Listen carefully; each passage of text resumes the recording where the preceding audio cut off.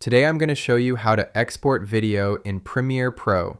First thing you want to do is go to File, Export, and press on Media. Go ahead and give your video a name on the File Name section and press on the blue link to save your video. I'll save this video to my desktop for this example.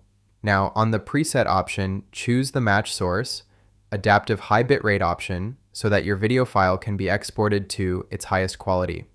And on the Format option, choose the H.264 option.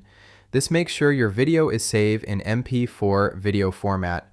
Now press on the Video option and check mark the Render at Maximum Depth option and use Maximum Render Quality. With all these settings in place, you'll be improving the quality of your videos and will be exporting your file to its highest quality. Once you are done, press on Export and wait for your video to finish exporting.